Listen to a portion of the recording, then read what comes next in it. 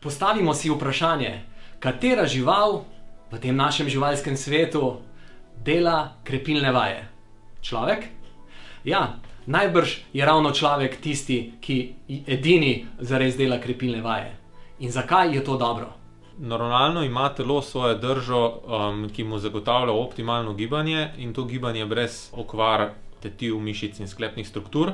Težave se pojavijo, kadar mi to optimalno držo spremenimo, kar je na žalost zelo pogosto danes posledica spremenjenega življenjskega sloga oziroma našega nepravilnega življenjskega sloga.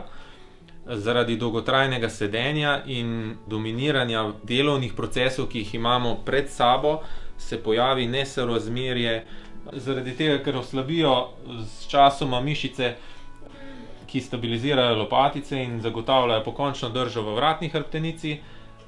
Potem se pojavijo premik ramen naprej in zelo pogosto potem lahko pride do težav z bolečino v vratu ali v še napredovalih primerih do mravljinčenja rok ali bolečine, ki seva vzdolž rok. Pri medenici je zgodba podobna. Dolgotrajno sedenje povzroči zakrčenje mišic na sprednji strani, ki dolgoročno povzročijo premik medenice in povečano ledveno krivino. Problem povečane ledvene krivine je tudi ta, da je normalen prenos sil že pri običajnih opravilih lahko tudi do 20-krat večji samo z povečanjem ledvene krivine. Zelo pogosto to opažamo pri ženskah, ki nosijo visoke pete, ali pa pri ljudeh, ki veliko sedijo in na dolgi rok pride do tega povečanega prednjega nagiba medenice.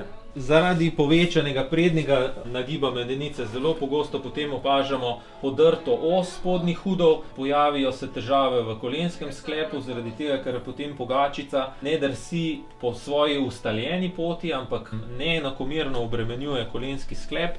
Seveda, če smo bolj telesno aktivni, če se recimo poskušamo ukvarjati s tekom, se zelo pogosto pojavijo potem bolečine spredaj v kolenu, ki so posledica nepravilnega obremenjevanja hrustanca pogačice, ali pa se pojavijo težave zaradi prikrajšav mišic, ki se zgodijo zaradi povečanega prednjega nagiba medenice in potem za sabo potegnejo tipično bolečino na tem mestu, kjer zakrčene mišice pri tekačih oziroma iliotibialni trakt pri tekačih povzroči tipično bolečino tekaškega kolena.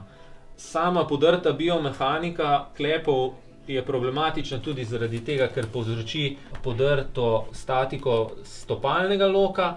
Že samo z poravnavo, normalno poravnavo osi spodnjih udov popravimo držo stopalnega loka. Vedno težave z kroničnimi bolečinami v spodnjih udih, ki so posledica nesorazmerij, rešujemo pravzaprav v medeničnem delu oziroma v jedru.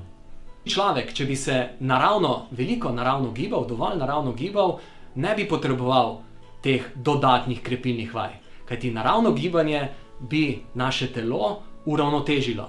Uravnotežilo v moči in raztegljivosti mišic. Ker pa nas današnji način življenja sili v neravnotežje, predvsem zaradi prekomernega sedenja, zaradi prisilne dolgotrajne drže, primer, večino stvari z rokami delamo pred seboj, redko kdaj je vlečemo in še mnogo drugih okoliščin, ki nas porine v neravnotežje, je res koristno, da delamo krepilne vaje in tudi raztezne vaje, ki nas na nek način uravnotežijo.